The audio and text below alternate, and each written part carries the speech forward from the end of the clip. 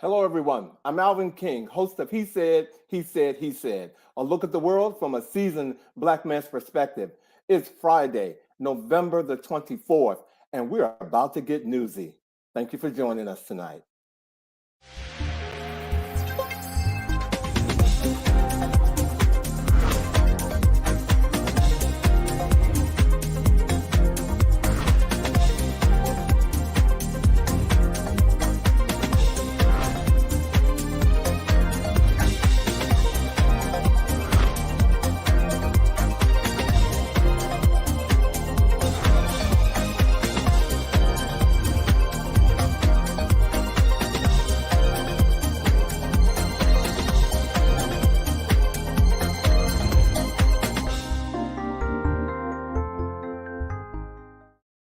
Well, hello, everyone, and welcome again to a new episode of He Said, He Said, He Said, a look at the world from a seasoned Black man's perspective.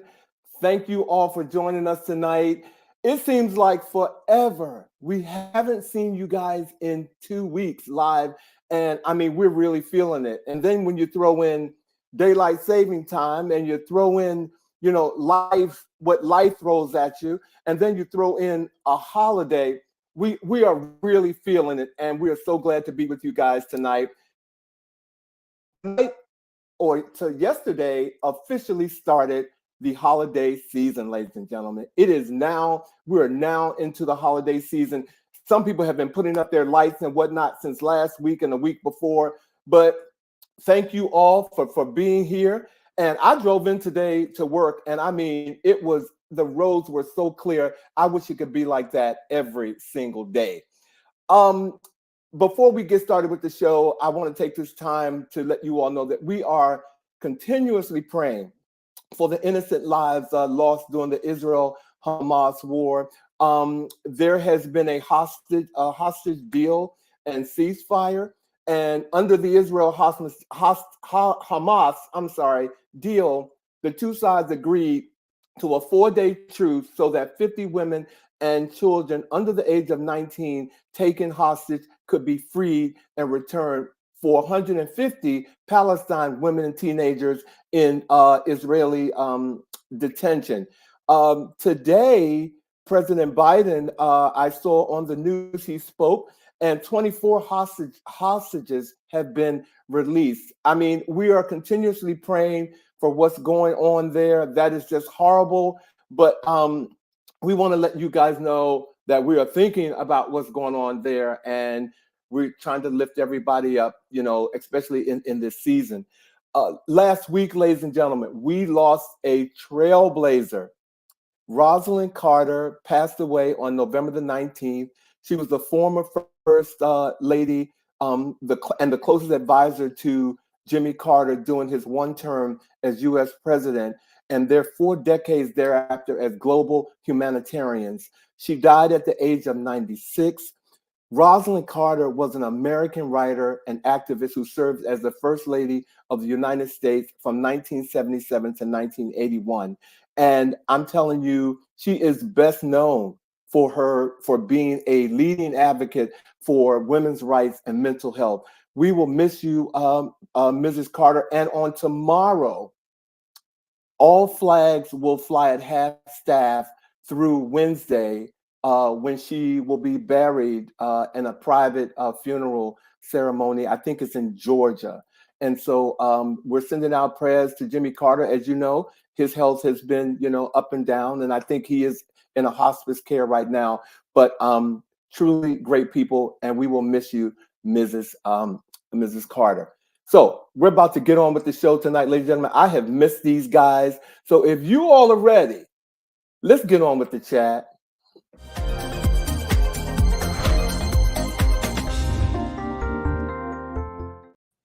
Hi, guys. Hey. I missed you all so much. Missed you too, Alvin. Yes, I missed you, Alvin, as well. Guys, and see you all. See, they come on here cutting up. Okay, at least one of them. How are you guys doing tonight? We're doing well. Friday. Yeah. Happy Thanksgiving. Exactly. Happy Thanksgiving. Oh my gosh. What a feast of abundant blessings. You know, yesterday, as you all, as most of you all know, I buried my sister on Monday, and it was just so good to be around my family and let them love on me yesterday. I'm telling you, I'm still feeling it. And this glow right now, my cheeks are hurting right now because I mean they pulled out all the wonderful stops. And if you didn't feel the love in that house last night, and there were lots of people in there, right? Then you don't know what love is. Excellent. Okay. Well, I'm glad that you were able to enjoy that. You deserve that, and certainly, given all that you've gone through with your family in the last couple of weeks, that's really special. So glad you were able to have that. We have been loving all up on you from a distance. I got it. So what about you all? What did you all do for Thanksgiving? Well, I'm going to say that I found it challenging to get into the Thanksgiving spirit, considering all of the effects and continued activities of colonists on the planet and how they're affecting indigenous people. But I did bring home a whole styrofoam container of desserts.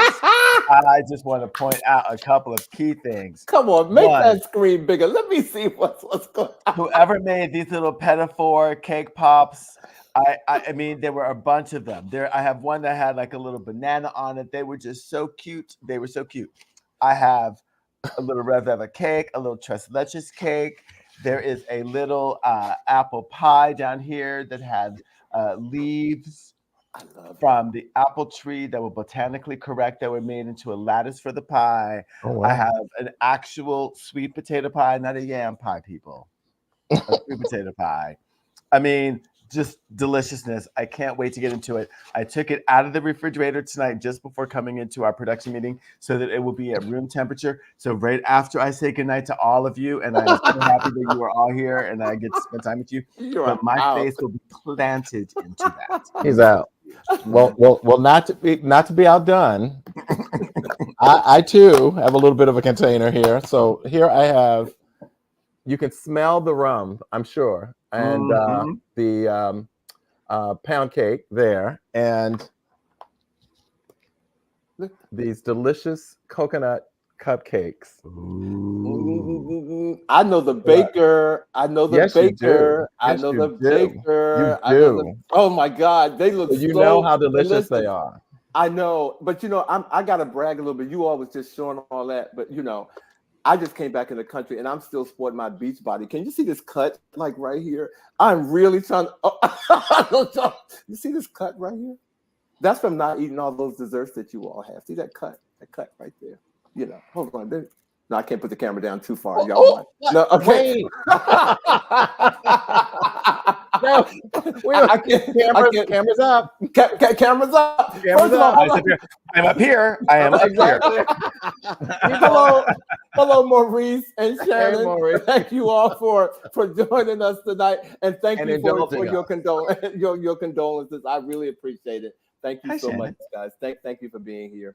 So, what else is going on? I mean, there's a lot going on. Oh, okay, there it is. Because I was looking for some of the posts. I see all these people now popping up. That's right. Get in here. People are coming in. Come on in here. Get in here. And say hello to us. Y'all haven't seen us in many weeks. And it's the holidays. Y'all talk to us. It's Black Friday. It is. Or is it really Black Friday? I don't know. I'm still trying to figure that. Well, what is Black Friday? Everybody got their own opinions and interpretations about what Black Friday is. And why does it begin a week before, the day after Thanksgiving? Well, Black Friday, it got that name because it was the day that most retailers get to put themselves into the black because of the abundance of sales that they start to make going into the holiday season. Okay.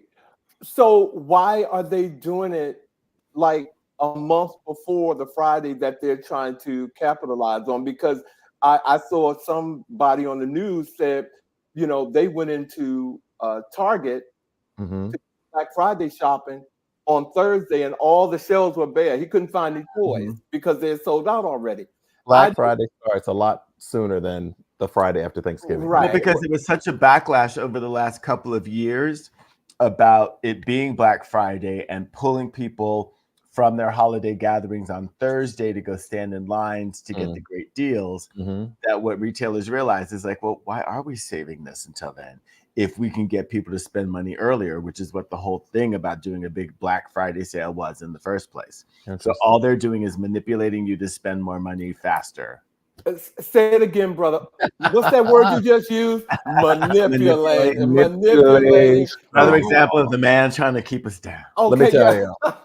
Well, I've been taking advantage of the man because, as you guys know, I'm doing a little work on the house, the house I grew up in, and it was time to start looking at appliances for that space. And there have been some really good, deals out there, and I think I've saved a lot of money getting appliances at this time of the year. So congratulations. I was manipulated. And well, the thing is, no. I mean, I say that in jest. Right. It really is an opportunity for them to offer fantastic deals, which should be offered all year long, to get people to spend money. So if you can time your purchases, which is what people do anyway. Yeah, fortunate. Kudos and good for you. Yeah. And then, of course, Maurice just pointed out, and of course, now we have Cyber Monday as well. So it's this, when the Monday after, when all the online sales go through the roof. Well, we have Black Friday, Cyber Monday, Amazon Prime Day. Oh yeah, which Amazon Prime Day. You talk about hooked. I should be hanging from something right now. I am totally hooked from Amazon Prime Day. But they have all these different deals and that are going on. I don't know how people allow themselves to get kind of sucked in, but at the end of the day, it's your money, right? It is. But it's that time of the year where I also kind of say to myself, my friends, my really closest circle of friends and I have kind of made this commitment about presence, PRESENCE, and not presents, PRESENTS.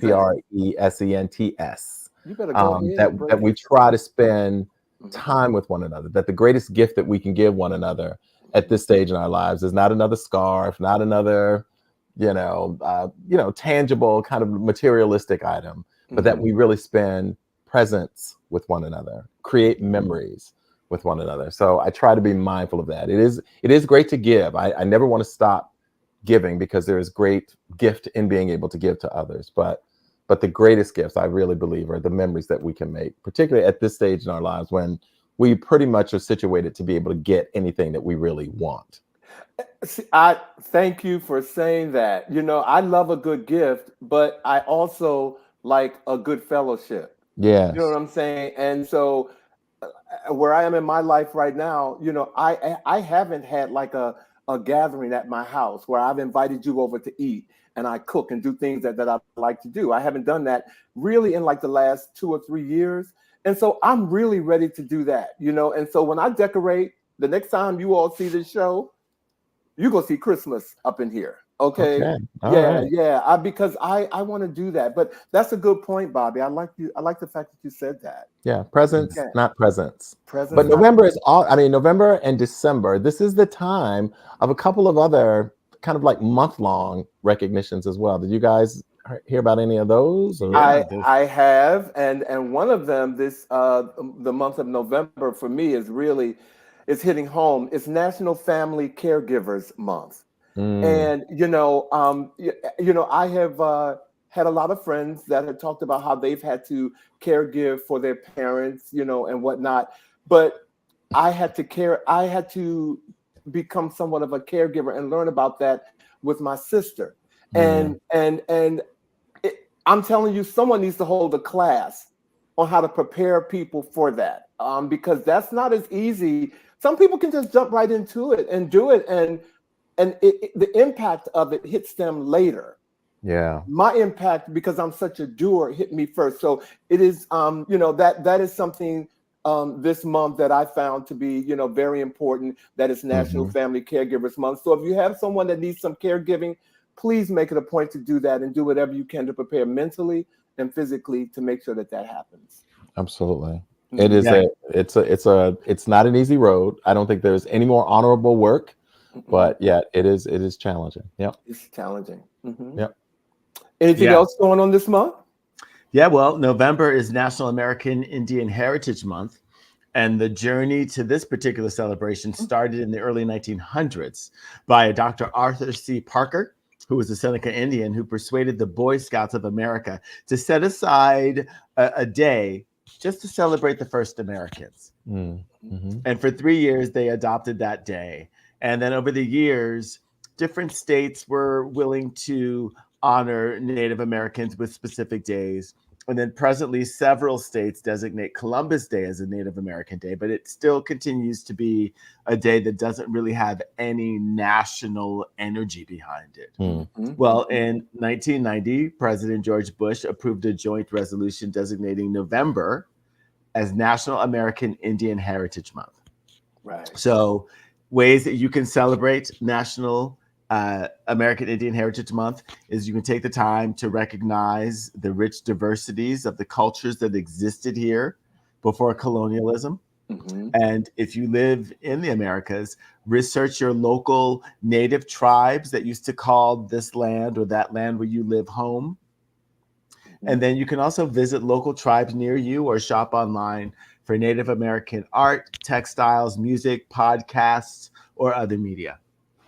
Happy National Native American Heritage. Absolutely. I'm gonna. Can I just real quick? I'm gonna say this because it's true, but I don't recall. I don't know if I have any Native American friends. I don't know. No one has said that they're Native American, and I just realized that when you said that. So I'm going to make it a point to do something to to honor this month for the rest, honor the National Native Heritage Month. Yes. I'm going to make sure that I support that. Thank you, Vash. It is something that we do at our school, actually. And part of it is really also making statements about the land in which our schools exist, that we give credit to the tribe, the original tribes that existed on this land. We acknowledge that the land that we exist on now is literally borrowed land. It was not our land.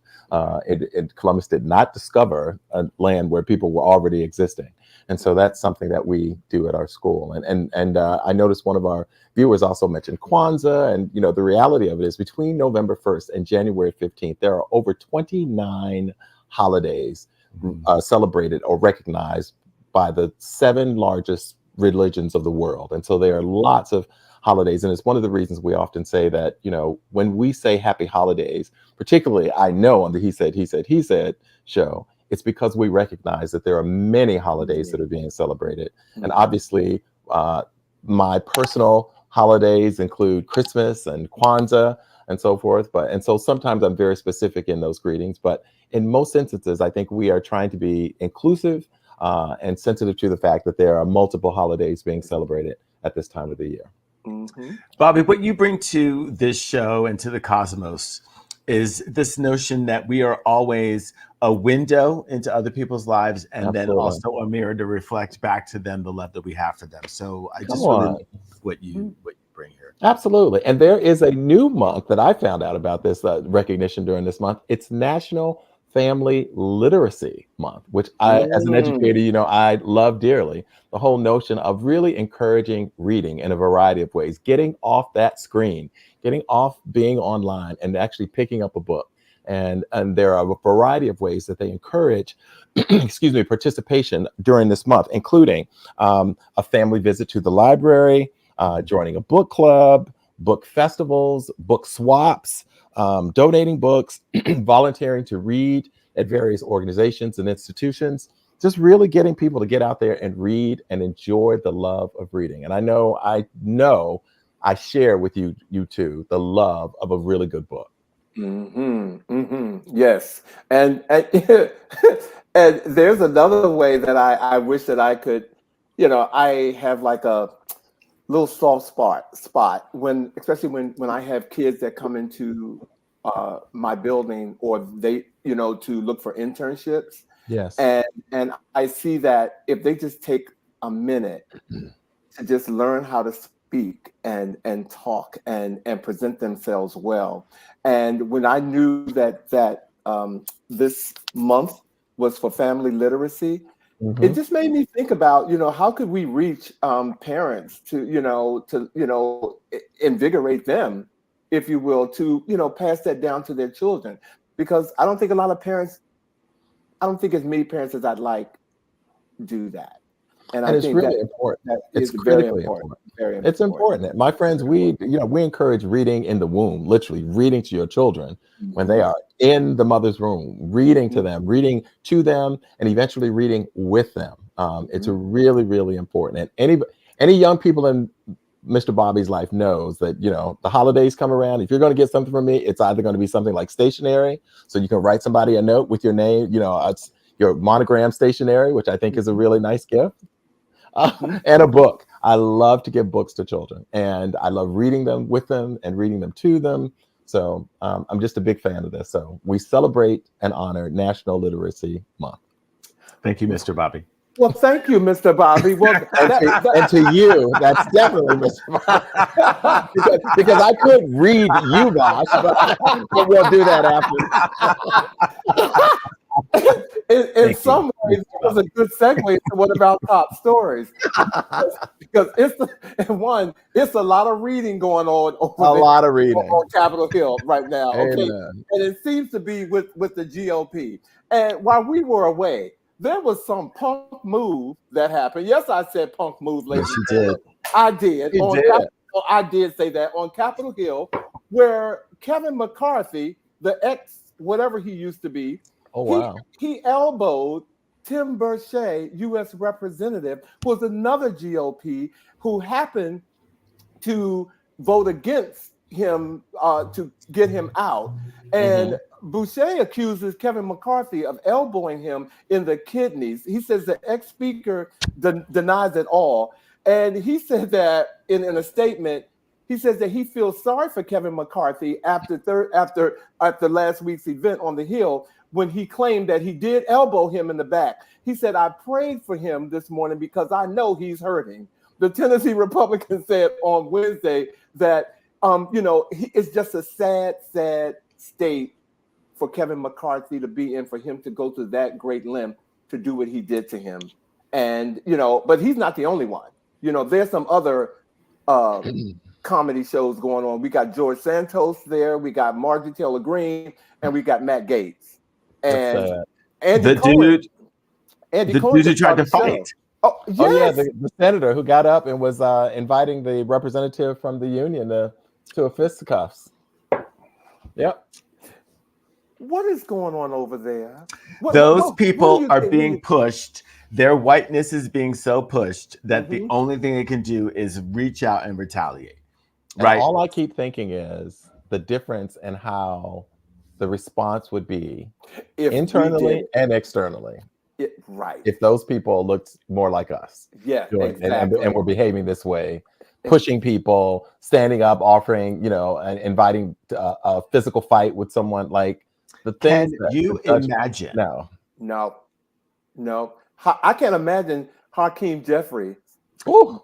Okay, and he has some fire in him. Yeah, Hakeem would not raise his hand to punch anybody or to curse someone. You know what I'm saying? No. But like you said, if those people who are doing that look like us, the narrative would be completely different. Very different. It would be talked about from the perspective of how are we allowing them to govern. I mean, like your family's pictures would be brought up, everything. It's just amazing to watch this. Well, it reminds us very much that in some instances, privilege shows its head in a variety of ways. And it takes me to this next story. And I've got my notes here because I did not want to mess this up. Okay, a Colorado judge rules to keep the former president, whose name I often do not say, on the GOP primary election ballot in the state of Colorado, even though this judge decided and declared that indeed the former president was indeed involved in an insurrection.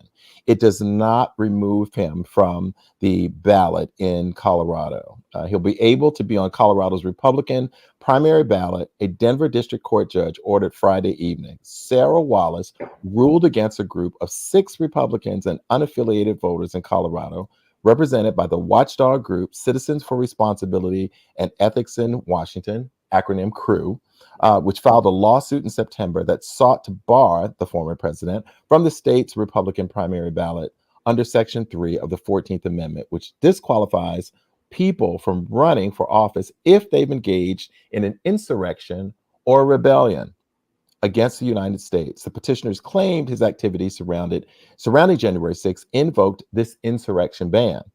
And in a 102-page opinion, Wallace cited competing interpretations, quote unquote, of the constitutional clause and a lack of definitive guidance in the text or historical sources in order to rule its application to the former president. So declared that that person was involved in an insurrection, and yet they can still remain on the ballot in the state of Colorado. Even though the guideline says that he shouldn't. That he shouldn't be there. Had Right. someone turned on a fire extinguisher and it fell on, some water fell on her, she would have melted. Okay?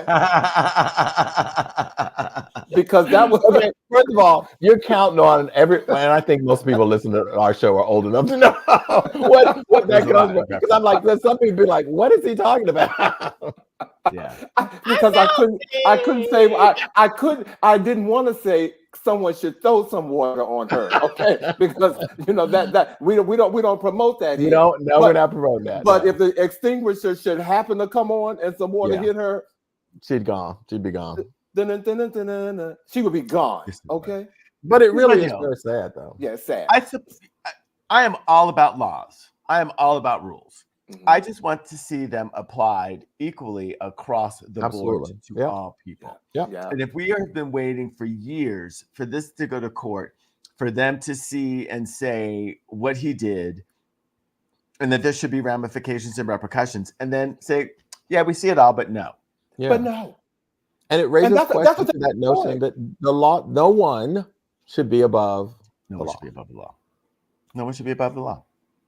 Well, there's other stuff happening as well. So you guys, the USDA, Department of Agriculture, Mhm. which maintains the Plant Hardiness Zone maps. So if you ever go and buy seeds to plant them in the ground, I'm a plant dad, so I'm all about planting things from seeds. Anyway, on the back, there is a map that tells you what the zones are and what you can grow in your particular zone.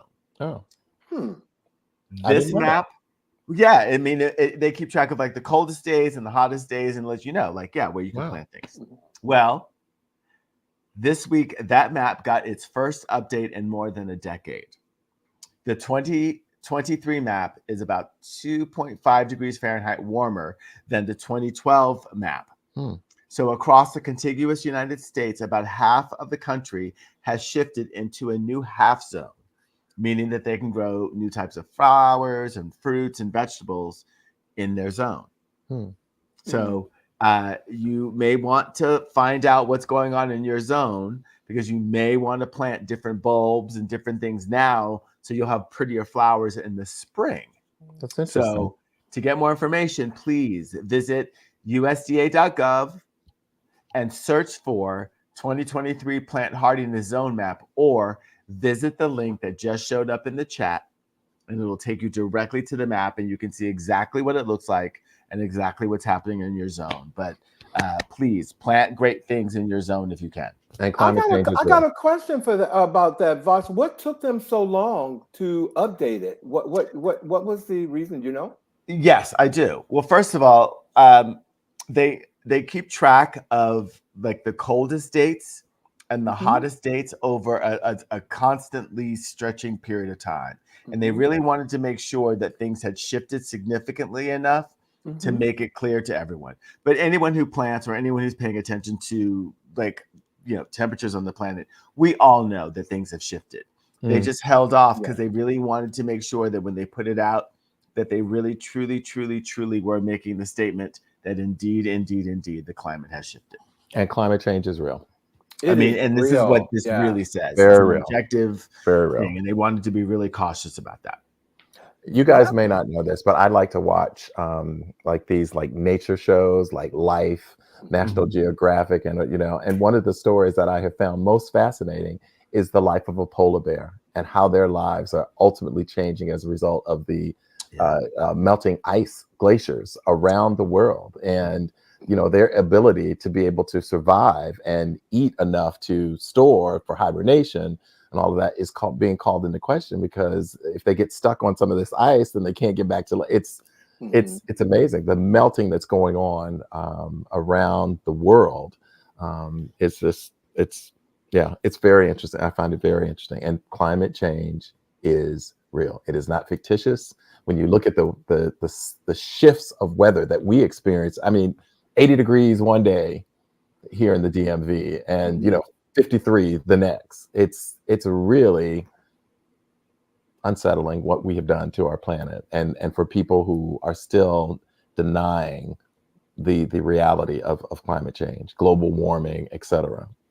Well, most of the people who are denying it don't take the time to, first of all, Vash, thank you.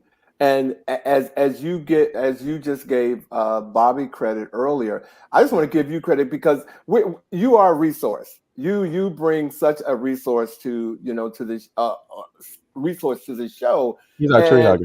And and he said he's a tree hugger. But no, I plant flowers. I'm a planter also, probably not to the degree that you are. But I noticed last year, and my neighbor can attest to this, I planted the same flowers last year and they died. They would not grow. They would not do anything.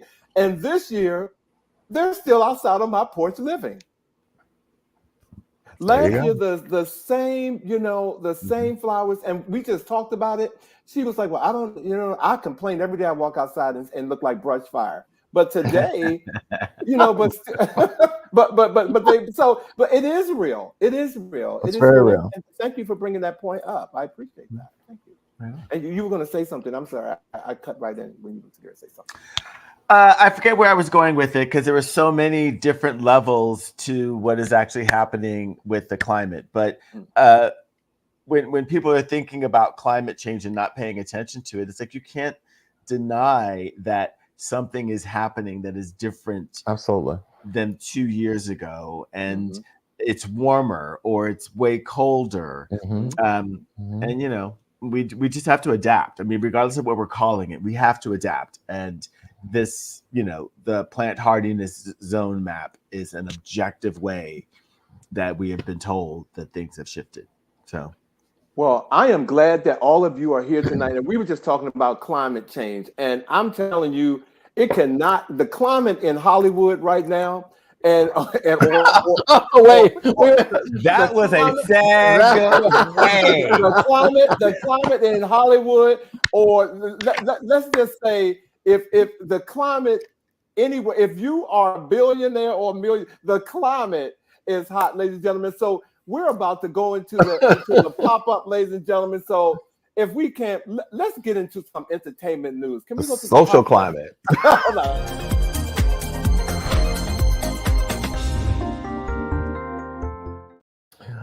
Okay, did someone say Hollywood entertainment news? Entertainment, there's some buzz going on. We got to talk about it. Wait a minute, we have some new people. Thomas Harris is on here. Thomas. Thomas. He said Segway. There you go. Hey, Thomas. What did Maurice say? I wonder if that has to do anything with the store-bought flowers. They didn't seem to last nearly as long and often and bad quality. Maurice is a great lover. He's a great lover of flowers. He has fresh flowers at his place all the time. He really loves fresh flowers. And I guess he's saying that he's wondering whether or not it's really impacting those flowers as well that he's buying. Well, the thing is that the temperature outside, once they've been cut, is so warm that it wilts them. The thing is, with your cut flowers, you want to try to get them into colder environments as much as possible. I have a friend who would often put her cut flowers in the refrigerator. They had a big refrigerator. She'd put them in the refrigerator at night and then bring them out during the day, and they would last much longer. Wow. So I think it's the exterior temperature where they are once they've been cut rather than when they've been growing. He's such a fan of floral arrangements that literally has florist deliveries. Like he loves. Yeah. Well, I gotta stay on Maurice for one. Maurice, I gotta out you on this one. As much as he likes flowers, this month is also National Fragrance Month. And Maurice, you all don't know him, ladies and gentlemen, But I promise you, if you meet him, he is the best fragrance connoisseur in He the always does. world. He does. I thought you were going to tell us he stank. I was going to I be like, no, Maurice. No. Maurice is fragrance, Mr. Fragrance, and I just had to give you that plug because he knows, and I tell him all the time. he thought If I could just wipe That's my good. finger on you and keep it on me. Oh, my. Okay, Wow. that's it. That's right, Maurice. You've been on blast. Oh, wow. Oh, wow. Okay. So moving to our Hollywood. Because I know Maurice, and I'm going to get him out of this right now. My finger is in line too, Maurice, so you just wait. Get him out of here. Get him out. And I can hear it because Maurice also has a very deep voice, so I can hear him go, oh. But anyway, okay, so Hollywood buzz. There's lots of rumors going on around now about another Hollywood couple. Now, we know that we've been hearing a lot of buzz about Jada and Will and kind of going through that. And God knows I'm ready to just kind of push that aside. But there's another couple that you guys know is really near and dear to my heart that they are saying now is struggling. And that couple is Gabrielle Union and Dwayne Wade, who married in 2014. And they've been a very high profile couple for a variety of reasons. Obviously, one of the ones that makes them endeared to us is their support of their transgender daughter and the way that they have supported her. And here's a lovely shot of the three of them there. But as I said, they are a blended family of four. Dwayne Wade also has what social media often refers to as the break baby as well, which you may remember that he and Gabrielle were going through some issues. This was before they were married, I should point out, and they were dating one another. They took a break where they were supposed to be trying to get themselves, figure out what they were going to do. And lo and behold, Dwayne Wade impregnated a woman. So while they were on their break, so they have that child between them as well. So they really have embodied a lot of the blended family aspects in a very positive way in terms of embracing children and so forth. But there have been rumors going around about, them two having kind of like the open marriage situation and actually questioning Dwayne Wade's sexuality overall, is whether or not he's bisexual or gay or whatever. But the rumor mills are really out there right now about the Wades. And I really hope the best for them, however it all settles out, because I think they are a beautiful, beautiful family in many, many ways. Well, the blogs, and I don't read them, but why are you rolling your eyes when you said I don't read them? I don't read them at all. But the one thing that I do believe in that they're talking about is karma, and karma has all of our addresses. We all know that, and they're saying that considering how Gabrielle met Dwayne when he was married to the woman before he divorced her. Yes. And then they started a relationship. So, a lot of the people on certain blogs and whatnot are saying, well, karma's knocking at your door now. Oh, wow. And so, I don't know. Honestly, I don't follow karma, but karma. Social media takes no prisoners. That's what I'm saying. Social media goes there. But that's the rumor also that, Wow. they're saying, well, she, this is what you get when you do what you do, when you do things like that. So, but I don't wish anybody any hurt or anything, but sometimes it's really hard to keep your life private when you're a celebrity. Well, and they are very active on social media. So they've made a decision to make their lives very public. Exactly. Well, but they are not the only ones right now that are certainly under the scrutinous eye of social media. I know there's someone else that we're going to be talking about. Oh, yes. So we can't talk about them no more? No, you can tell you can go in on them because I saw your lips. I saw your lips purchase. I saw your lips quiver because you were getting ready to say something. I was like, leave them alone. I was listening to you. I was listening to him. I was like, and then let me tell you. But no. You go ahead because those Bobby's kids. Bobby was like, don't say I love them. I love them. My perspectives and my thoughts are not going to stop with them. They're going to continue on because there is an underlying theme. Because there's the rumored thing with Dwayne Wade being gay. And then you know what? You could have missed this because Sean, Puffy Daddy, Puff Diddy, Diddy Combs, whatever.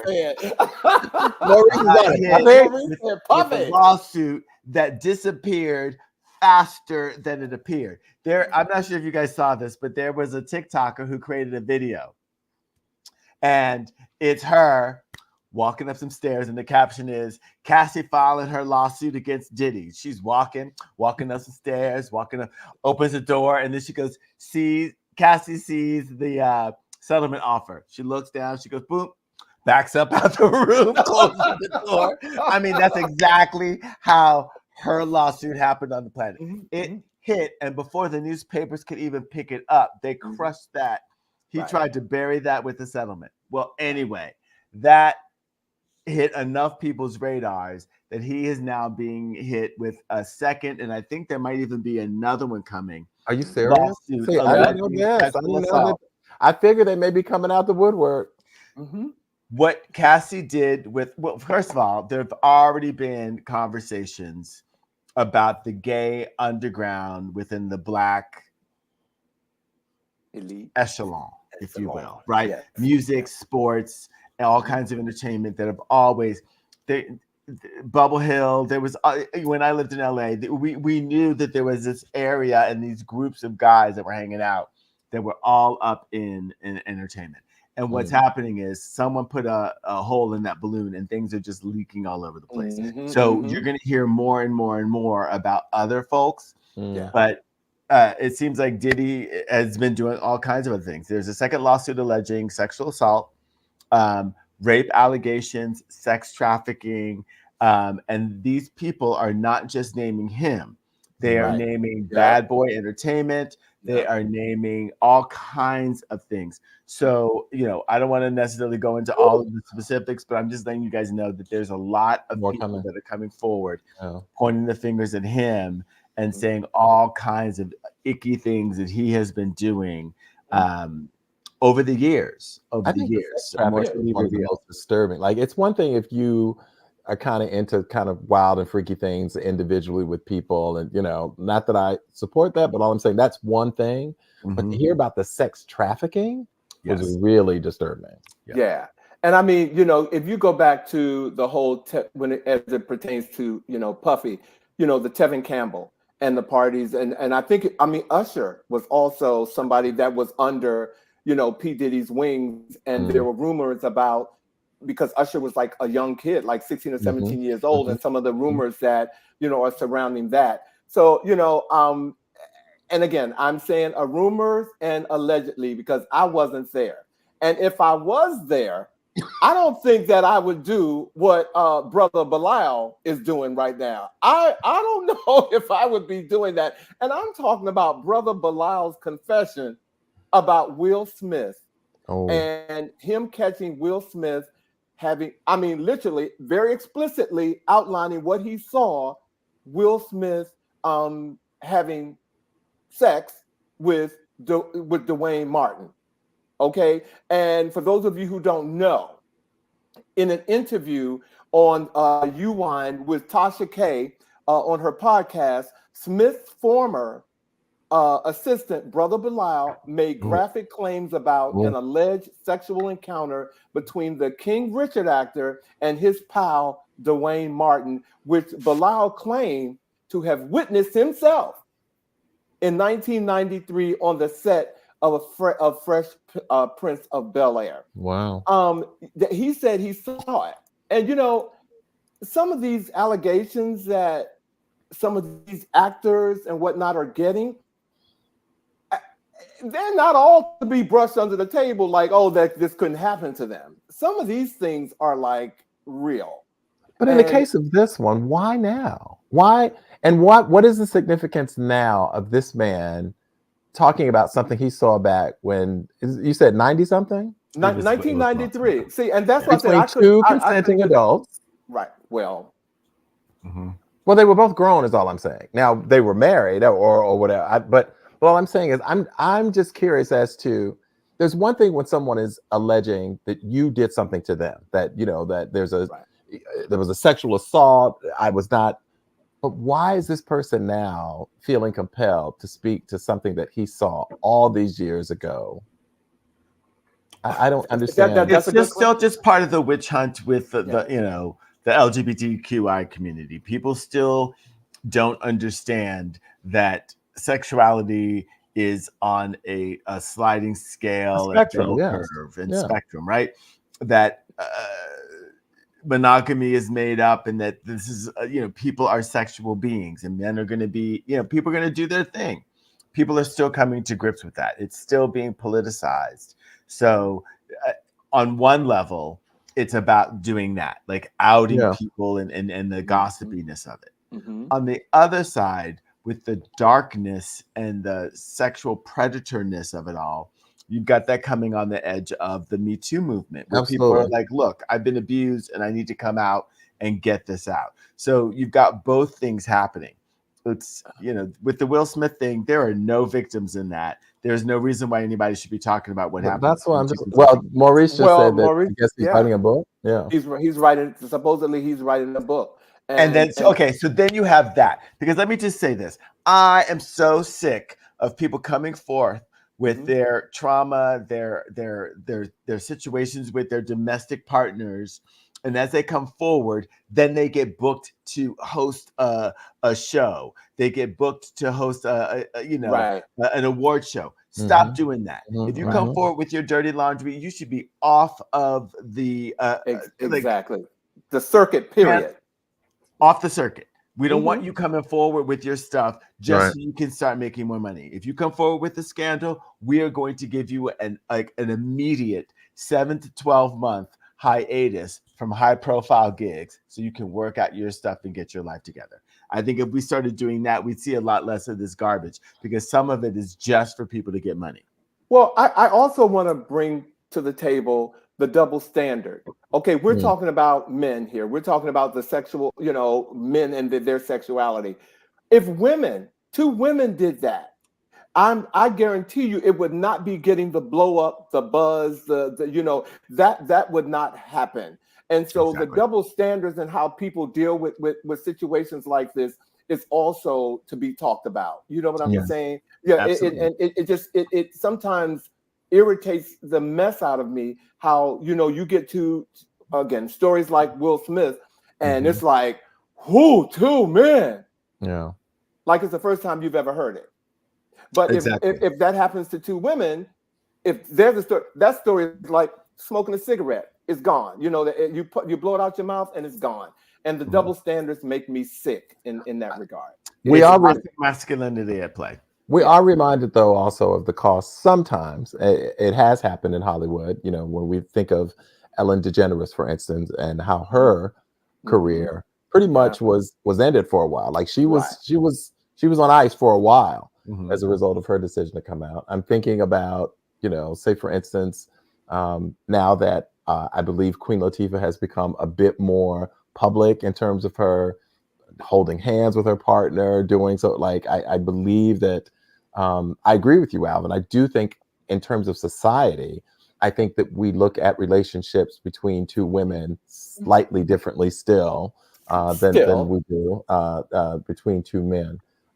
But there have been costs paid for women who have decided to disclose their sexuality as well. But certainly, I would say that the heaviest and most consistent cost seems to be that of gay men. Yeah, and I'm glad you said that. I particularly men of color, but clearly men of color. But people like Queen Latifah, since you mentioned her, you get a good publicist. You know what I'm saying? You get a good publicist in this industry. Queen Latifah, behind the scenes, everyone talked for years about the possibility of Queen Latifah being lesbian. But I don't. You did not hear it. No, you did not see it. She went on to win, Oscar nominations and do films and all that. So, you have to make sure that your home is taken care of too. You know what I'm saying? And right now, Will and Jada are the dartboards of entertainment. They're the hole in the dike. But they're providing the darts, though. They're giving people darts. Exactly. And they're opening it up to all kinds of other conversations to be had about other people. Like it's a big thing. Yeah. Yeah, it's a big thing. Like, it'll be interesting to see how this develops with all of them. Now, do you guys know anybody, for instance, as we were talking about how sometimes people do this to promote their projects and things like that? Do you guys know anybody who bought Jada's book? No.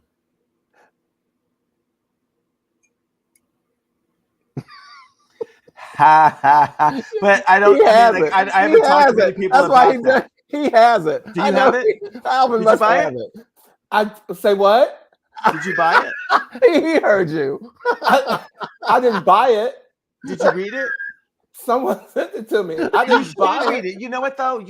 But no, I didn't say I'm going to read it. But Bobby is having a field trip. Like he has it. I know he has it. Yeah, I mean, this is why I don't really, Somebody gave it to me. Things show up here sometimes, for the. We are in the business. You are going to get books, and I got a book. It wasn't signed by her. But I, crickets, right?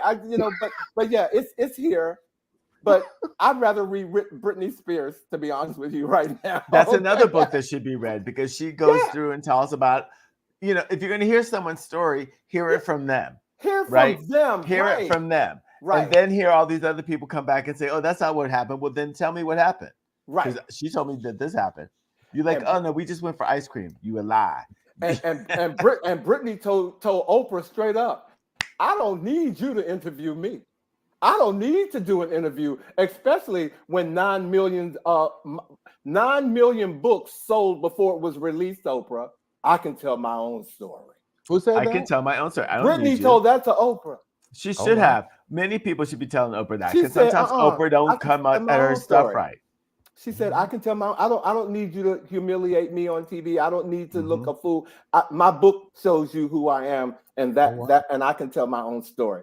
So, ladies and gentlemen, look, that's what's going on in Hollywood. But there are also some movies being made in Hollywood right now, and for the month of December, it is the season, and we want to make sure that we give you all some movies that you all should go look at that's coming out. And one of the first ones that we have, The Color Purple, is coming out. The musical. All of you all can recite it. Some of you all can say everything in it. You can sing it too. But The Color Purple is coming out in December, and it has Fantasia, Taraji P. Henson, Danielle Brooks, Halle Bailey, the singer Her, Sierra, Tamala Mann, Louis Gossett, and it has Coleman Domingo in it, ladies and gentlemen. And I know y'all know who Coleman Domingo is right now. Okay. Y'all know who he is right now. He is hot. He's currently starring in Rustin, actually. I was going to give our viewers 1, 2, 3. Put up the movie that you've seen Coleman Domingo in, ladies and gentlemen. Okay. Yes. If Bill Street could talk, he was in that. He was in that, but right now he is giving you Rustin fever. Yeah. Okay. He's giving you Rustin fever. And you know what? I'm feeling look at you all. I'm feeling very, very generous. If you all, for the first 5 people who will email, he said live at gmail.com and put your address in, I'm going to mail you a He Said cup. Okay? You all get a He Said cup. The first 5 people. Mine's on the He counter. He said live at Gmail. I'm gonna mail y'all a cup. Please send me your address and I say it again. He said live at gmail.com. Okay, mail First it to 5, me. Get the cup. I promise you will get it. Y'all probably know me. You know I'm a man of my word. You will get it. But I just want to thank you all for being here. But there's another movie that's out, ladies and gentlemen, that I haven't seen it. But The Hunger Games prequel with Viola Davis. Yes. I hear it is making bank. Yes. Now, are you Hunger Game people? It's a franchise that's made a lot of money. I've seen all 3 episodes, and I appreciated them. So this is not sounding like a ringing endorsement. No. I've tried to watch it. I mean, I've tried to watch this particular one. Yeah. It's a little bit more violent than I thought the other ones were. Oh, wow. But I'm looking forward to really getting into it. So, it's it's a franchise. It's big. You should check it out. I enjoyed The Hunger Games. So, have you seen this one, Bobby? Because I want to. Not yet. Okay, because I definitely want to see it. I wish we were all in the same city, because sometimes I just want to do things with y'all. But I know, right? the Hunger Games prequel is out, ladies and gentlemen. And the last movie that we want you all to go see, first of all, 3 of my favorite actor or actresses are in it.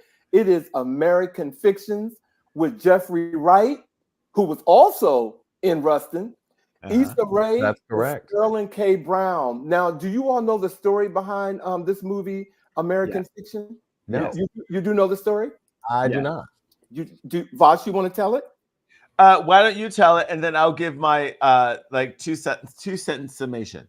Okay, American Fiction, I think it relates to me. Jeffrey Wright is this well-educated author, and he writes books using his scholarly approach to writing books.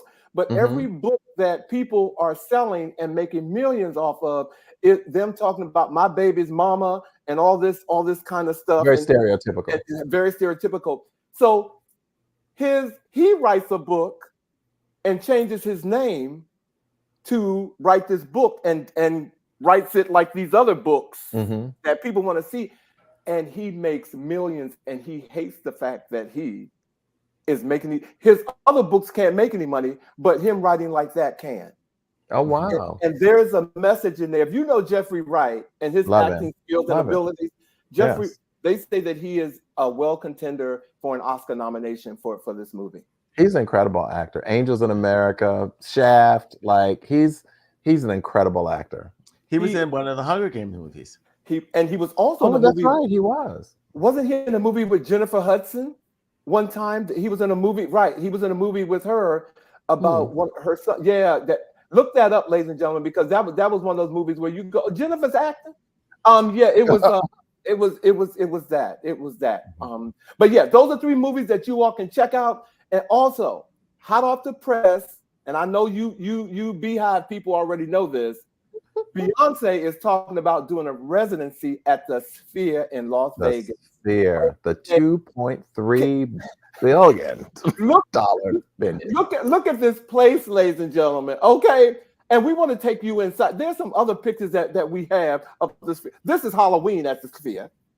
Okay, I love the Sphere. I think it's one of the most magnificent things that's been put on the planet. I want to go to Las Vegas just so I can sit wherever who is filming this with cocktails and just watch it change for like days on end. It is such an extraordinary venue. I don't care. Look at that inside. Yeah.